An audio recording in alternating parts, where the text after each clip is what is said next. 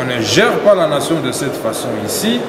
où les uns démontrent leur biceps parce que c'est le parti présidentiel, comme si les autres citoyens de ce pays n'ont plus droit à quoi que ce soit.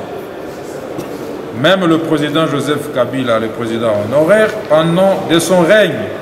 nous n'avons jamais vécu à ce genre de choses.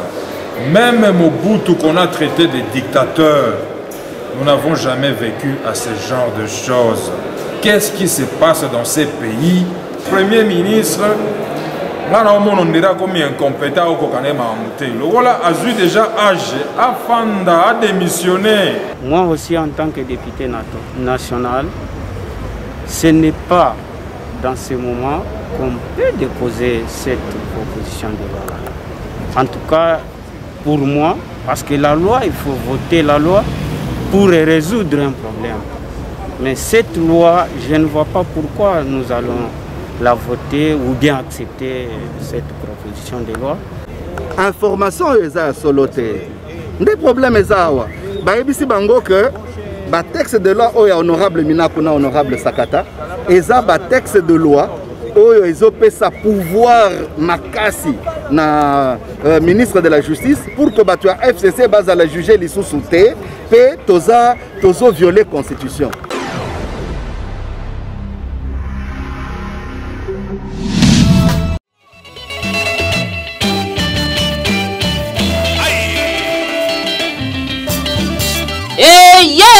Bana Kinshasa oyo bozelaki esi eye fini na makambu yaka lobi zonga lobi kuna FB International Business eye kopesa solution na bakinois na ba service oyo fret maritime transfert d'argent batili yo eloko partout dans le monde et commis sans problème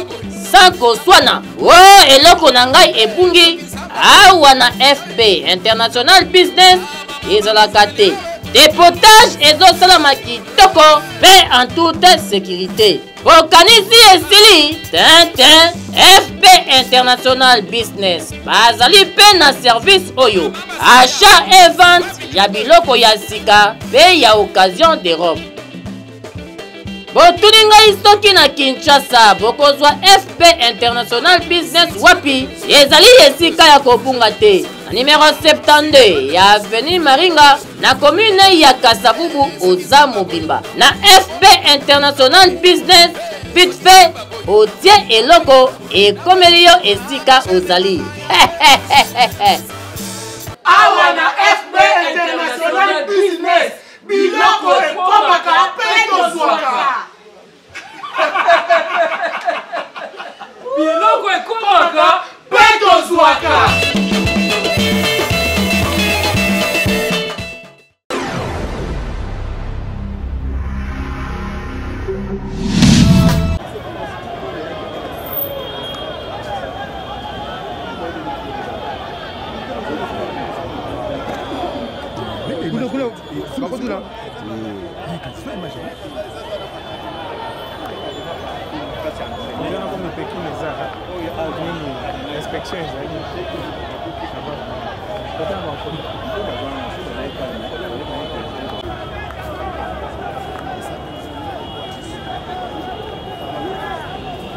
Information eza soloté.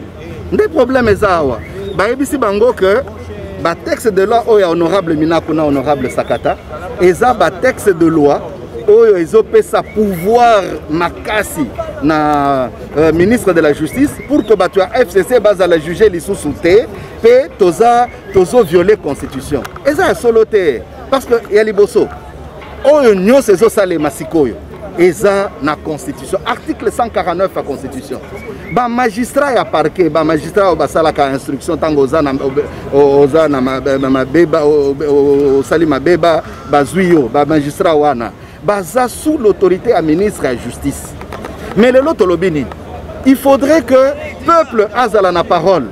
parce que to moni que mabeba ya bazuzi ya ba magistrat wana tant mosusu eleki eza bango nyonso te parce que biso tozo soutenir ba magistrat na biso mais ba mosusu bazo sala misala na bango bien te soki mutu surtout oyo ba instruction eza problème mbongo babola baza ebele pe babola bazozwa lisusu te raison na justice na côté wana c'est possible na ba réforme tozosala okoki kokende kofunda zuzi wana kofunda magistrat wana epai ya ministre ya justice pe ministre ya justice azwi dossier na yo akotisi na conseil supérieur à magistrature pour que batala soki oyo asali eza ya solo to eza ya solo te soki eza ya solo te il faut que ba sanctionner ye donc oyo azo gagner eza peuple eza pouvoir ministre ya justice te ya mibale toza na inspectorat judiciaire bato mingi bakendaka pa inspecteur judiciaire mais boyebi mission inspecteur judiciaire na batexte na biso ya lelo azo kaka ko constater akei kofunda zuji wana epa ya chef na ye mais chef na ye aza okura abindio ko nyonso azosala donc sikoyo bape tozopesa na réforme tozosala tozopesa pouvoir na inspecteur judiciaire yepe akende ko saisir cour conseil supérieur de la magistrature na oyo tozoloba nini eza ya mabe nini eza ya mabe après balobi que tozo changer constitution tozo violer constitution président eza nani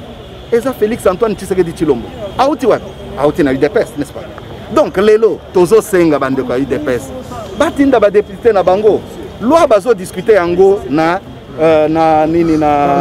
parlement na commission après ekoleka na plénière baya ko discuter baya ko sala ba amendement na bango na kati yao tango ekobima ekokende pa ya président de la république président ko promulguer yango te parce que aza président de la république pe eza loi organique lokola eza loi organique akotinda ngo na cour constitutionnelle batala soki to violer constitution na biso to te donc vous comprendre que tozana idée ata mon côté ya ko bloquer quoi que ce soit et tozo ebisa bango soki monte à FCC qui qu'il soit soki aiba ki biloko ya l'état mais bako juger loi oyo ils ont protégé mon tata mon côté ils ont des pouvoirs na peuple to sengi bande ko na bisa UDPS baza na pouvoir tondimi tozo ça parce que baza na pouvoir nous sommes en démocratie donc soki baza na pouvoir baza la lisusu na nzela te boki kozala na biloko nyonso mibale te boza na pouvoir pe bino nde boza na balabala biso tolobi boy le fait que toza calme elingi koloba que toza na batuti ma biso te toza na bango ebele metolobi le calme et la paix sociale et l'équipe biloko nyonso to discuter pe erokende na yemei président de la République yepe a ko interroger cour constitutionnelle wana nde ceux qui balobi eza anticonstitutionnel a ko promulguer yango te mais ceux qui balobi eza dans les prérogatives du législateur et que c'est constitutionnel. Mais, ekoleka, après, souvent, na Kinshasa, na Congo, na poto balobaka, na poto balobaka, na lingi ko yebisa bango, que tozo sala, ezo salema, et salema mikolo nyonso na France, na Belgique, nde bisiko to uti, to zui balwa na biso ebele. Donc, kuna na France, kuna na justice, ministre de la justice na Belgique, ministre de la justice azal pe na ba pouvoir koleka ata après réforme bazaka na ba pouvoir koleka mais tozo benga bango ba pays démocratique donc il ne faudrait pas qu'on singulariser ba décision na ba débat nyoso tozo sala sima ya mutu moko na sengi ba militaire UDPS bazala calme apaisé pe ba mi kotisa na constitution na ba loi nyoso oyo ezo régler magistrature na biso ezo sala biso parce que Parlement ou Assemblée nationale, les apports élus du peuple. Base au EPSA qui se bat pour Toya pour Salamide Koawa, car c'est tout ça un regret mingi comme on a que bande qu'on a pu se battre ou abayer pour envahir le palais du peuple, baso tumba mituka, baso bois comme banga na mituka, parce que la pantalon va député misusu. Je pense que il est temps que Tocha ordre Namboka na biso parce que Mutolini Mobulu Namboka o yazate. Ceux qui sont moko ba congolais toi ko sala mobulu na mboka nani akoya ko bungisa il est batba pour fanzala na covid donc je pense que ce n'est pas important que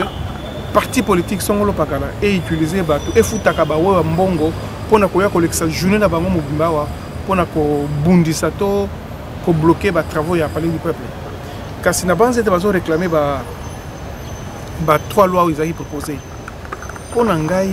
au nom de la paix, il faut pas sursoir la loi. Et prôner pour la paix. Parce que biso tolingi kimia na mboka. Toboyi makele na mboka. Tolingi te chaque fois que ba député ba koya musala bazalaka batungisami babwakami mabanga bamisusu bapasule bango bilamba donc sans honorable Ntingi azuma banga car net boki na yoki que car ya honorable Ntingi Pululu ya funa bapanzi parabrise mutuka na ye nana kofuta mutuka wana donc peuple na bafanda kimia parce que même si loi on les a proposé et qu'on a la plénière nano l'équipe tout na plénière et l'équipe tout est ils ont la commission tous à la kimia pour que Mbutu to makelele entre institutions et la société. Mais ils vont bloquer le vote de la loi. Qui vous a dit qu'il y avait plénière aujourd'hui?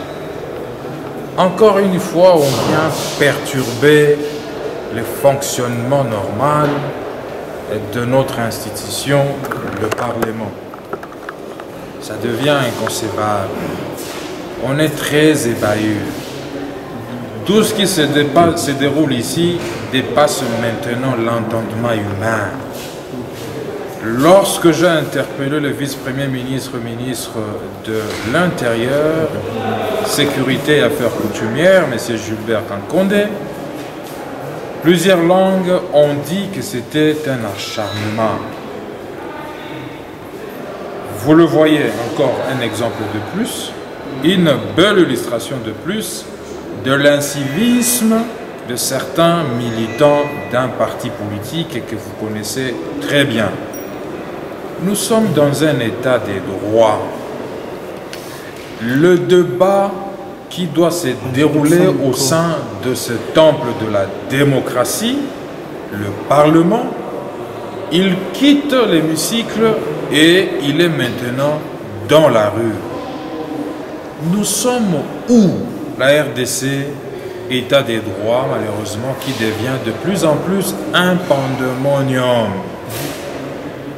Et lorsque nous allons passer à une émotion de défiance, c'est parce que le vice-premier ministre en charge de l'Intérieur continue à accuser d'une incompétence notoire. Vous allez encore appeler ça de l'acharnement. Mais c'est Wewa, ces concitoyens, ces frères à nous, qui s'arrogent de plus en plus le pouvoir de bloquer les institutions du pays de fonctionner, qui s'arrogent le pouvoir de contester l'autorité établie, les élus du peuple, est-ce qu'ils sont capables de faire face à tous nos électeurs qui nous ont élus? Les actes de vandalisme qui viennent de se dérouler maintenant là, ils ont saccagé les véhicules de certains de nos collègues, l'honorable Nsingi, Didas Pembe et quelques autres. Ça ne va pas. Moi je pense qu'il faudrait quand même que la réunion interinstitutionnelle soit convoquée le plus tôt possible par le président de la République, garant de la nation et garant des institutions. Sinon, nous allons en tout cas petit à petit vers l'hécatombe. Et je crains en tout cas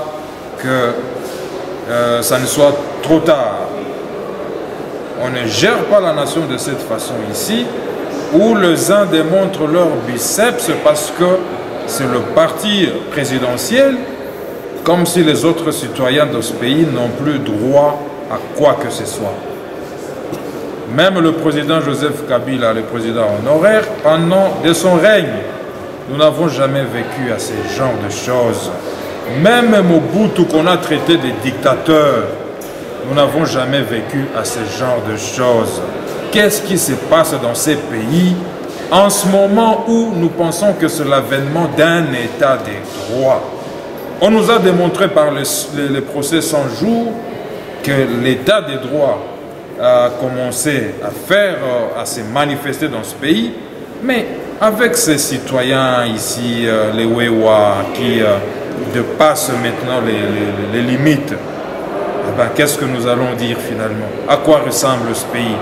L'union interparlementaire, lorsqu'ils sont en train de voir ce qui se passe, qu'est-ce que l'opinion internationale dit de nous? C'est regrettable. À quelques jours, s'il vous plaît, de nos 60 ans de l'indépendance, à quelques jours. À 60 ans,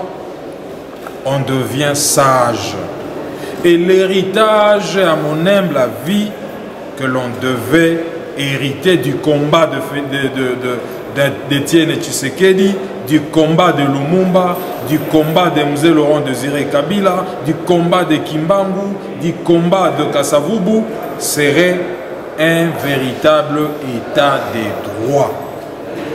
Ben malheureusement, voilà ce qui se passe aujourd'hui, c'est au-delà de l'entendement humain. Ezali likambo ya pasi pe mawa. Mboko oyo na ebité finalement tokomo kende ti wapi. Le 12 juin dernier 2020 yambula o kaka. Touta ki omona awa makambo lekana ki na parlement awa baboya ki ba député bakota basa misala na bango ndenge longo bani. Ti moko na biso yaki kokufa awa pona attention. Lelo lisusu le 23 juin kaka na sanza moko bawewa bandeko na biso bawewa baye basali ba trouble awa bapasoli ba vitre mituka ba collègue na biso mususu na ebité finalement tozokende wapi na makambo balobi toza na état des droits nde yango yo vraiment état des droits nde yango yo mutu azali likolo ya mibeko azali te tocholanda makambo ya 100 jours procès ya 100 jours mais soki bakangi directeur de cabinet ya chef de l'État boni yo citoyen simple incivique okoki se permettre oya kosala trouble obuka na opasola na bavitre mituka ya badepute chaque député oyo azali awa mutu na mutu soki alobi atombokisa base na ye mboko oyo kosuka wapi pourquoi eza na bato mosusu bakokanisaki bango nde baa na monopole ya violence awa tango babere rouge ape perde bakolamuka awa tango soki bato ya lamuka mosusu mpe bakolamuka babere vert na bamosusu soki bere bleu soki bere chocolat soki nini awa mboko oyo kee wapi lere nasalaki interpellation mpona vice premier ministre ministre intérieur mpona makambo elekanaki awa mpe mpona insécurité makambo ya mwanda nsemi makambo ya gouverneur ya Congo central makambo ya bainsécurité na Nord Kivu na Goma na Lubumbashi na Kasumbalesa na Djogu na Mahagi Ituri vice premier ministre ngana omono ndira komi incompétent okokana makamute lokola azwi déjà âge afanda a démissionné afanda ali à retraite na ye malamu soki pete tokotindika ye ti tokolongola ye donc ngai na problème moko te na VPM mais fois ça la msala na ye soki pete tala makambo ti oleka na isusu awa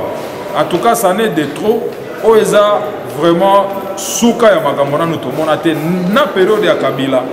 na période ya Mzee na période ya Mobutu kala mingi ta to fêté 60 ans ya indépendance na biso na 60 ans mutu akomi déjà mobange na âge ya sagesse maturité sikoyo na minute oyo toloba héritage oyo bavie na biso oyo basala trop po biso to génération ya sika na politique bavie na biso héritage oyo ifallait batikela biso ezali état des droits mais état des droits ya boye te état des droits oyo baokanga directeur de cabinet mais wewa simple citoyen aomipesa pouvoir ya kosala nyonso ya lingi toza wapi tokomi wapi kende na Kasumbalesa même chose baomotia na babarrière ekutu kuna so babi oleka te alors que gouverneur aza kuna baobanga mutu mosusu te bango ifo kaka Augustin Loba Jean-Marc Kabunde aloba soki pete mutu mosusu bayebi ye pete mais tokosuka wapi na mamba boye do bandeko na biso bawewa franchement nauti koloba ngo différence eyali entre kozala na pouvoir pe kozwa pouvoir être au pouvoir et avoir le pouvoir c'est différent bino lelo oyo boza na pouvoir bozali na pouvoir mais il faut vous comporter autrement parce que ce que comme na niveau boye ba beret rouge wana so ba telemi beret vert so ki na beret nini yango ya PPRD na msusu ki ya wapi to suka wapi. Donc moi je pense que vice-premier ministre ministre intérieur l'air na au code ça va interpellation contre yé ba lo ba on est comme acharnement kabunda ki acharnement otozo continuer ka kati siko papa ngano sa msala na ngai atu batuni ngai na nga sima na ngai muto asima na ngai ezaba femme violée ya Kivu muto asima na ngai ezali baleki na ngai o bazoboma chaque jour na Goma muto asima na nga ezaba ba okufa na Congo central muto asima na nga ezaba to ba souffrir na mamboyele kana na Congo central entre conflit entre gouverneur na assemblée provinciale ba tension sociale makambo ke bien te bato bazasima na nga bango wana donc na problème na mutu te ngana osamsa na ngai nzambe na nga pa likolo mtaosala nga pe lo wazate. Oui, merci beaucoup pour la question, monsieur le journaliste. Il a droit, en tant que député national, de déposer sa proposition de loi. Mais moi aussi, en tant que député national, ce n'est pas dans ce moment qu'on peut déposer cette proposition de loi. En tout cas,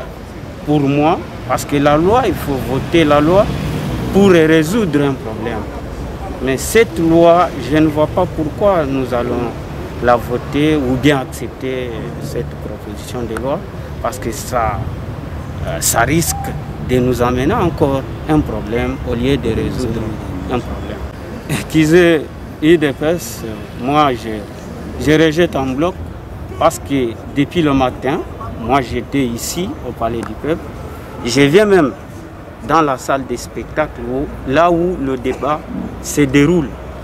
pour cette proposition de loi. J'étais ici le matin, je n'ai pas vu l'emblème de l'UDPS flotter au niveau du Palais du Peuple pour accuser l'UDPS comme tel, les Wewa qu'on appelle, d'ailleurs ce sont les électeurs, les Quinois, le peuple congolais. Quand le peuple se sent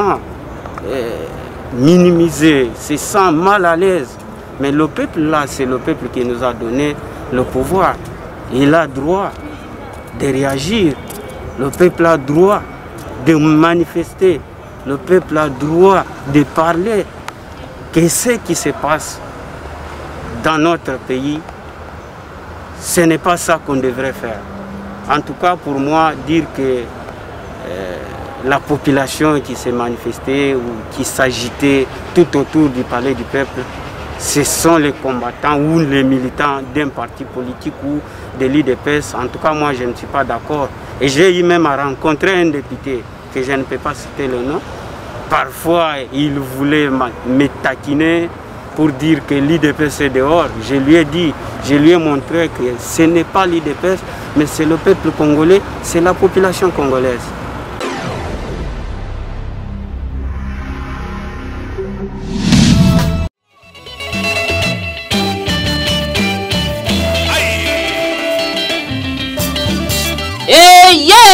Bana Kinshasa oyo bozelaki esi eye